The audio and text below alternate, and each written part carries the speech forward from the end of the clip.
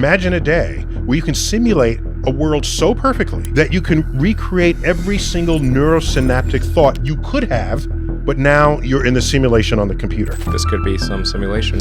It could.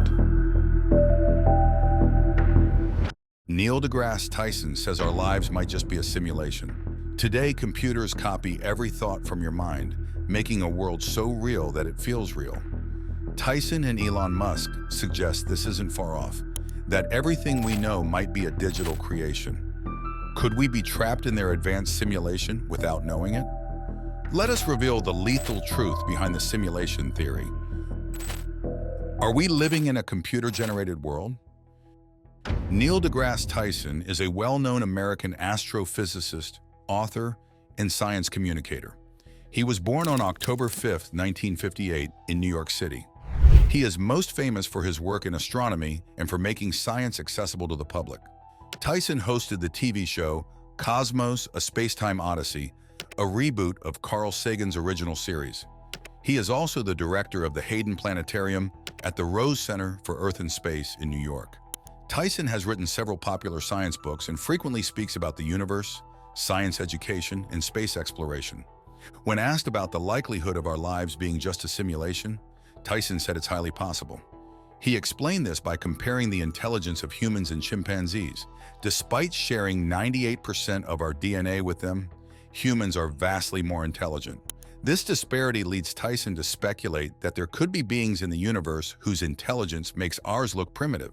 If such superior beings do exist, Tyson believes that our most complex thoughts would appear extremely simple to them. This idea isn't just for fun, it challenges us to think deeply about our place in the universe. Tyson suggests that if there are beings controlling our reality, we wouldn't just be simple in their eyes. We would be completely unaware of their control over our lives and experiences. This concept extends beyond just making us feel less important. It's a critical look at the potential limitations of human understanding and perception. If we are indeed part of a simulation, everything from our daily choices to our deepest emotions could be influenced by entities beyond our comprehension. This raises important questions about the nature of freedom and reality itself. Are we truly the masters of our fate, or are we unknowingly following a script written by entities with intellects so vast that they can manipulate our reality without our knowledge? Reflecting on these possibilities forces us to confront the potential enormity of the universe and our possibly modest place within it. It also invites us to consider how much of what we take for granted as real could be constructed. As daunting as these ideas are, they are essential for expanding our understanding of the cosmos and our role within it. If we rule out the first two options, then the idea that we're in a simulation seems more likely. Bostrom argues that if just one advanced civilization can create simulations and decides to do so, then there would be many more simulated worlds than real ones. Think about the implications of that. If higher civilizations can make simulations and they choose to create these simulated worlds, the number of fake worlds could greatly outnumber the real ones. It's a straightforward yet profound insight that suggests our everyday experiences might just be part of some grand, artificial creation. So why would an advanced civilization go through the trouble of simulating us? What's so special about our lives that they would recreate them? It could be for study, entertainment, or something we can't even imagine. But Bostrom's theory leads us to think that, more likely than not, our world isn't the real deal, but one of countless simulations running in some distant server. This turns every ordinary moment into a possibly staged event, curated and observed by beings we have never seen. Are we really living in the world we see, or is it something else? The unlikely real world, 99.9% simulated. Think about this straightforward idea. The chance that we are living in what is commonly referred to as the real world is extremely unlikely. Imagine there is one actual physical world and a million other worlds that are just computer simulations. If you were randomly placed into one of these worlds, it's almost certain that you would end up in one of the simulated ones, not the real one. This idea can be compared to what happens in video games, where the characters within the game operate under the illusion that their environment is real. Nick Bostrom, a thinker well-versed in these theories, suggests that our own world could be something similar. He theorizes that our universe might be the creation of beings with technological capabilities far superior to ours. The most startling part? We wouldn't even be aware that our world isn't real. Now, if you're finding it hard to accept the possibility that your life might be akin to a character in a sophisticated video game, think about what this means. Our entire understanding of the cosmos and our place in it could be completely incorrect. We're not just debating whether we live in a real or simulated world. We're questioning all the fundamental beliefs we hold about our personal experiences in the broader universe. If this is true, every aspect of what we consider reality might need to be reevaluated. From the ground up, our sciences, philosophies, and daily understandings would need to be fundamentally reconsidered. We would need to deeply investigate the principles that govern our existence and reframe our knowledge and beliefs about the universe. This is more than just a theoretical debate. It's a critical examination of the very principles that we take for granted every day. The debate over whether our world is real or a simulation catches the interest of both experts and the wider public. As Musk brings this discussion into broader circles, it becomes evident that this question isn't just a popular topic. It's a deep inquiry that challenges how we understand our existence.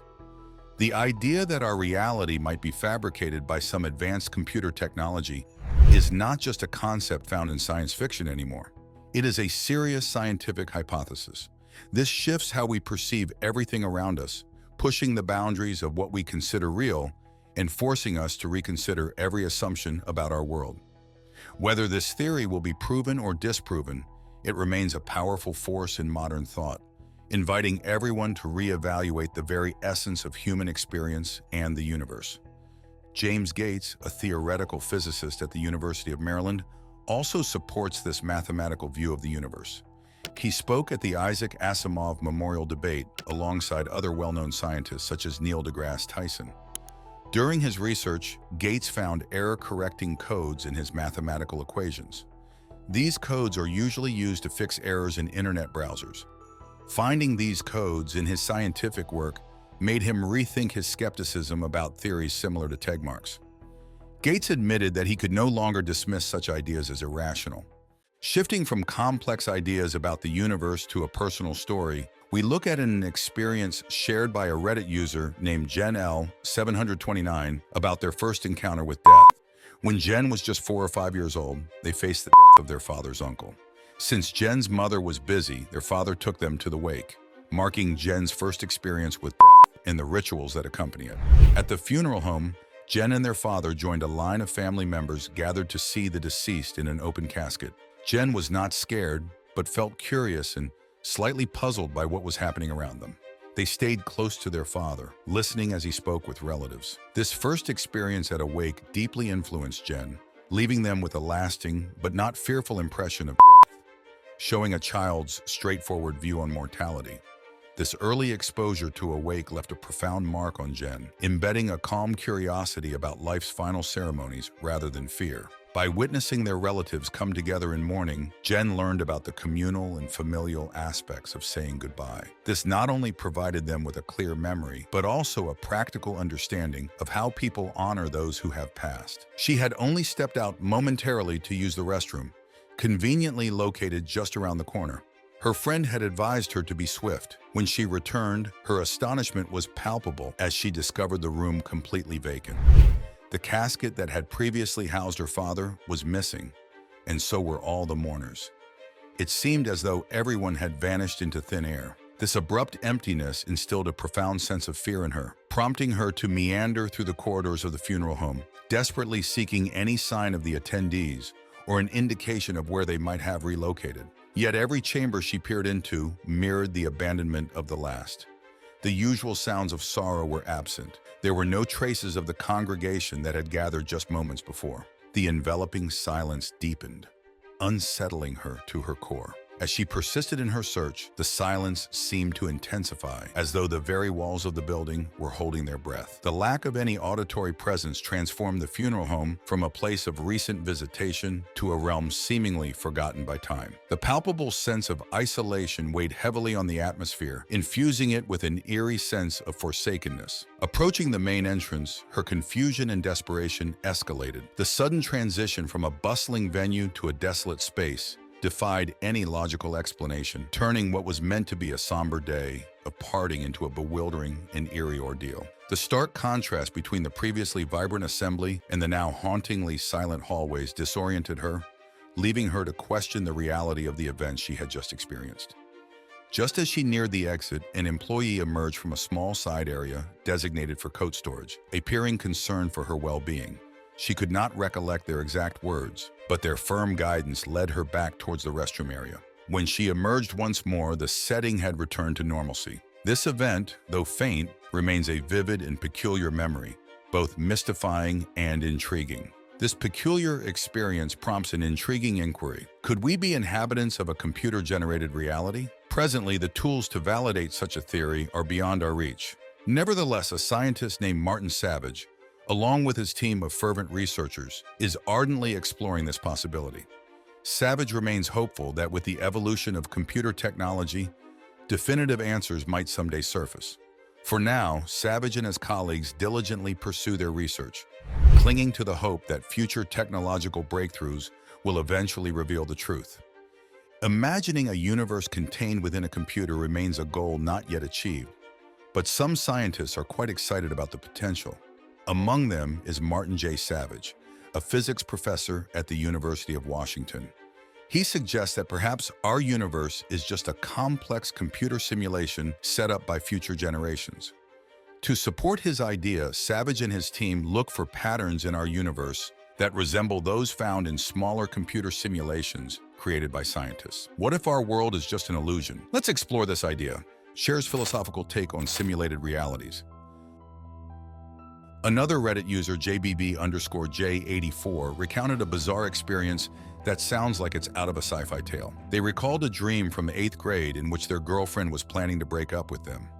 The dream felt so real that when they woke up, they were overwhelmed with a sense of dread about bad news coming their way.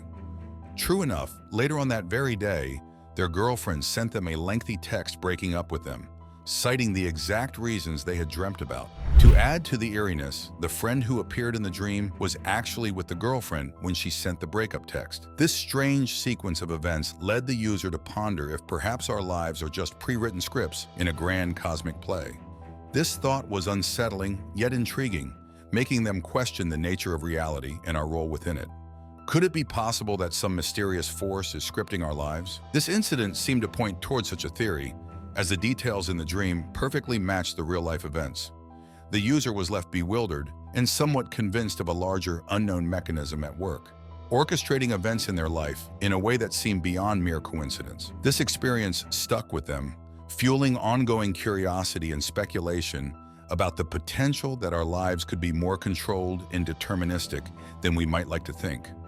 They wondered about the extent to which fate plays a role in our lives, and whether free will is just an illusion. This profound question remained with them, echoing in their thoughts long after the breakup and the mysterious alignment of their dream with reality. Could there really be a grand design, a sort of cosmic game in which we are merely players following a script unknown to us?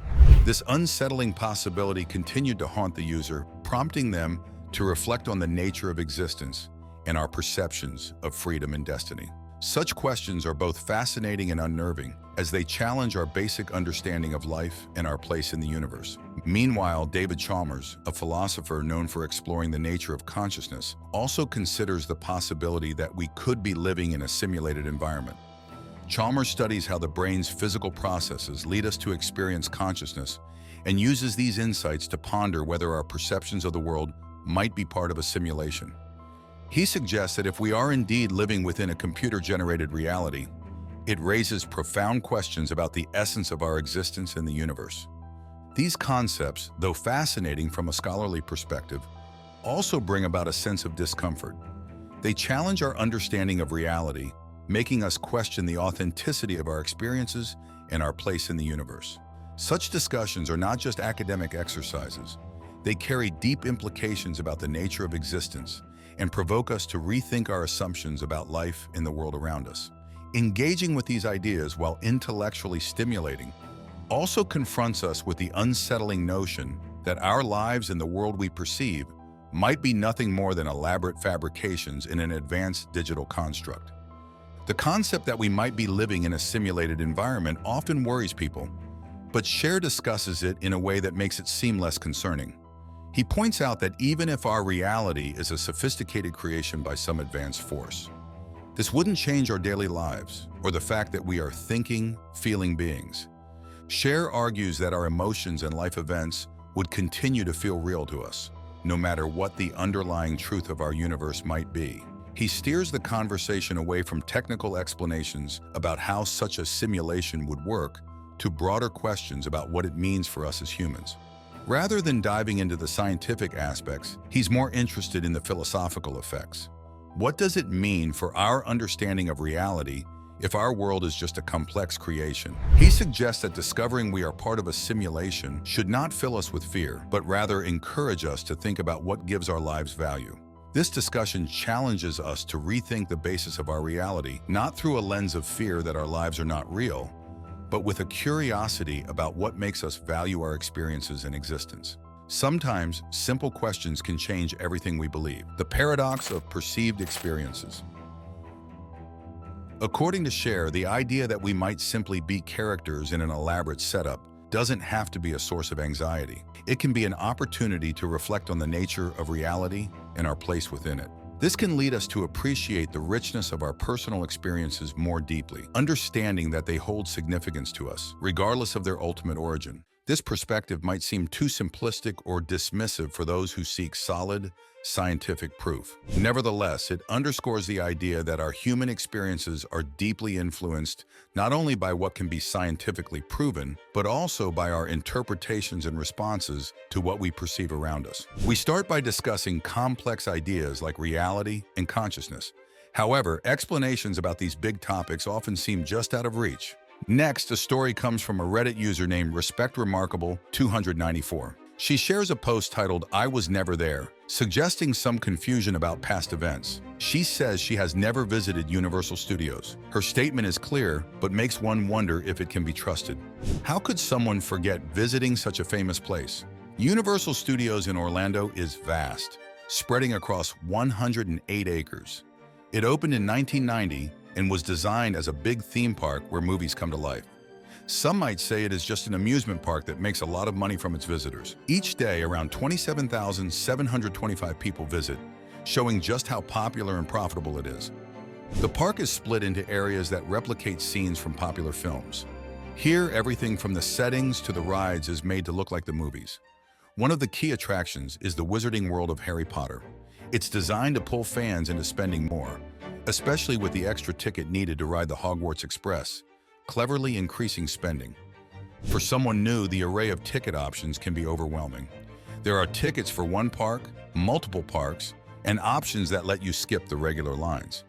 These are almost necessary if you want to see everything without wasting time waiting. Staying at a hotel on the property has its advantages, like getting into the park earlier than others and not needing to buy a separate line-skipping pass. These benefits seem helpful, but also make sure you spend more time and money at Universal. They also suggest you download their app to plan your visit better. The app shows you wait times and helps manage your day, but it also keeps you on a fixed schedule, making your visit less spontaneous. Universal Studios, often shown in movies as a place of wonder, is actually a mix of thrill and strategic business. While it offers the excitement of the cinematic world, there's a big emphasis on marketing and profit. Everything from the rides to the snacks is designed to make visitors open their wallets wider. The magic isn't just stumbled upon, it's deliberately created to draw people back and boost spending. Could our familiar memories be part of a crafted story? Navigating false recollections. The technological and computational foundations of simulations, particularly in fields like chemistry and hydrodynamics, represent a crucial advancement in our ability to model and understand complex systems. These foundations have evolved significantly over decades, influenced heavily by the development of both theoretical frameworks and computational technologies. The field of computational chemistry's roots can be traced back to the early 20th century, when the fundamental principles of quantum mechanics were first applied to chemical problems. Pioneers like Walter Heitler and Fritz London began using mathematical formulas to solve chemical structures, which laid the groundwork for what would evolve into computational chemistry. This field saw substantial growth with the advent of digital computing in the mid-20th century, which allowed for the development of more complex models and the simulation of more complicated chemical reactions. The progress in computational chemistry has been marked by the creation and continual refinement of various simulation methods, such as molecular dynamics, quantum mechanics, and Monte Carlo simulations. These techniques have been enhanced by the parallel development of computer technology, including faster processors and more sophisticated algorithms which enable the detailed simulation of large and complex molecular systems. This synergy has driven significant advancements in the field, including the ability to predict molecular behavior, understand chemical reactions in detail, and design new materials and drugs. Simulations have become very important in the study of how water moves, which is essential when it comes to making boat engines and other underwater devices. Researchers have started looking at the swimming techniques of fish to make better propulsion systems. These systems are designed by studying the efficient ways fish swim and applying these principles to machines that humans use in the water. In the past, engineers used basic models and experiments to design engines and propellers. However, these methods didn't always capture the complex movements of water. This is where the study of hydrodynamics comes in, which is all about understanding how liquids, like water, flow. By using computers, scientists can create detailed simulations that mimic real-life water movements. This technique is known as computational fluid dynamics. Computational fluid dynamics, or CFD, allows researchers to see how water flows around objects. For example, when designing a ship's propeller, engineers can use CFD to predict how the water will react to different shapes and speeds of the propeller. This means they can try out many designs on a computer before actually building anything. This saves time and money and leads to better designs. The idea of using nature to inspire technology is called biomimetics. In marine propulsion, biomimetics means looking at how fish move their bodies and tails to push themselves through water. Fish have evolved over millions of years to swim efficiently, using the least amount of energy while moving quickly through water. By understanding these natural techniques, scientists can create machines that are more efficient and less harmful to the environment. For instance, the shape of a fish's body and the way it wiggles its tail help it cut through water smoothly. Engineers take these ideas and use them to design boat hulls and propellers that can move through water more easily, reducing the amount of fuel needed. This not only saves on fuel costs, but also reduces pollution. Another benefit of using simulations in marine propulsion is the ability to test how designs will perform under different conditions. For example, engineers can simulate stormy seas or high winds to see how a boat's design would hold up. This is crucial for ensuring the safety of boats and ships. Moreover, these simulations are useful not just for commercial and scientific vessels, but also for military applications. Submarines, for instance, need very efficient propulsion systems that can operate quietly to avoid detection. Biomimetic designs can help achieve these goals by creating systems that mimic the gentle, efficient movements of sea creatures. In pop culture, The Matrix, released in 1999, stands out for its deep story that blends simulation with reality and its groundbreaking film techniques. It has significantly influenced movies, TV shows, and video games, shaping how stories are told across various media. At the core of The Matrix is the simulation hypothesis, which suggests that what we perceive as reality could actually be a simulated environment. This concept has sparked extensive debate about the nature of existence and reality, making the film a cornerstone in discussions about philosophical and existential questions. The narrative is further enriched by allusions to various philosophical and literary works, including Plato's allegory of the cave and Lewis Carroll's Alice in Wonderland, embedding deeper meaning into the film's already complex storyline. The iconic choice between the red pill and blue dew, symbolizing the decision between embracing the often harsh truth of reality versus remaining in blissful ignorance, has become a cultural metaphor. This dichotomy encourages a reflection on the nature of knowledge and the impact of awakening from a state of controlled contentment. Visually, The Matrix revolutionized film with its bullet time effect, a form of slow motion that mimics the ability to rotate around action as it unfolds. This not only set new standards for visual effects, but also influenced the aesthetics of action sequences in subsequent films. Beyond its technical brilliance, the film explores themes of control, freedom, and identity. It challenges society's conventional norms and questions its structures, making it a subject of analysis for its portrayal of dystopian futures where humanity battles against machine overlords. The cultural legacy of The Matrix is evident in its enduring relevance.